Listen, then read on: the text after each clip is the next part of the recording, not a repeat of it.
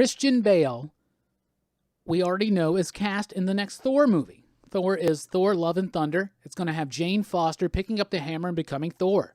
Seems like it's going to be a little bit based on, well, I don't know, the Mighty Thor run by Jason Aaron, in which that happens.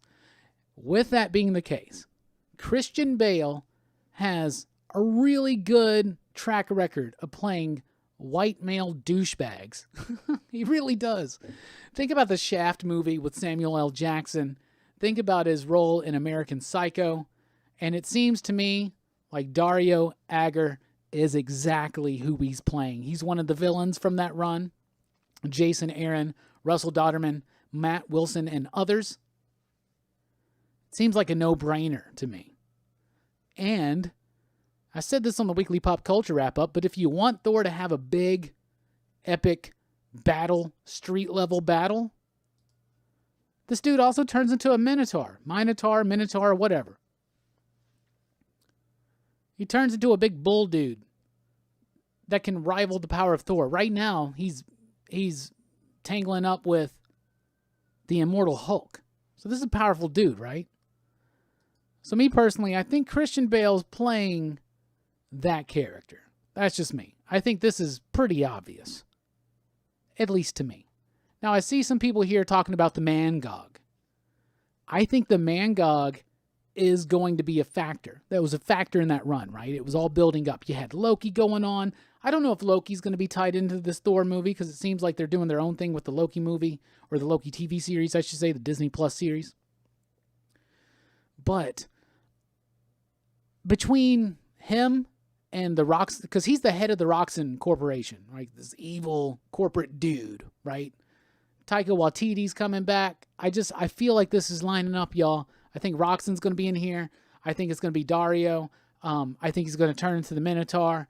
I think he's going to fight up with both Thors. But the Mangog is going to be the big deal.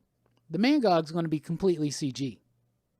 You don't need an actor for that. Well, you need a voice actor. But anybody could do that. Because the Mangog's going to talk. I mean, it could be anybody. But you know, they might get someone high profile, you know. But the Mangog's going to be in it, right? But I'm pretty sure that Dario is exactly what's going on here. Now, Jay says Gore the God Butcher. Now, that's an interesting idea. And he could play that role, and he could play it well. But even that run, that's just the start of something. The MCU has been taking loosely from the comic books the entire time, right? Loosely. So they're going to take ideas. I guarantee you, Taika read those Jason Aaron, Jane Foster Thor books, and he was like, this Dario guy is a corporate weasel who turns into a monster.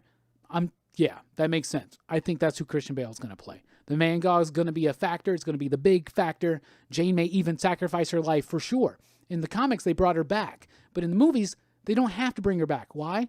Because Natalie Portman comes back to do one movie as Thor. She gets to become Thor in the movie. She gets a higher paycheck.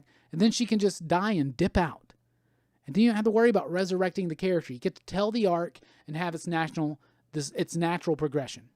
My biggest problem with the Jason Aaron Thor run is that Jane didn't stay dead.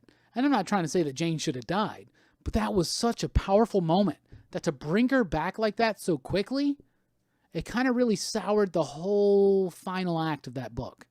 That was all about sacrifice. However, resurrection's a part of that, especially when you're dealing with pop culture mythology as we do here on the channel, with comic books, for instance. So, the resurrection is there, it makes sense, but it could have been paced out in a different way, could have worked a little bit better. That being said, Dario Agger, totally who I think Christian Bale's playing in that movie.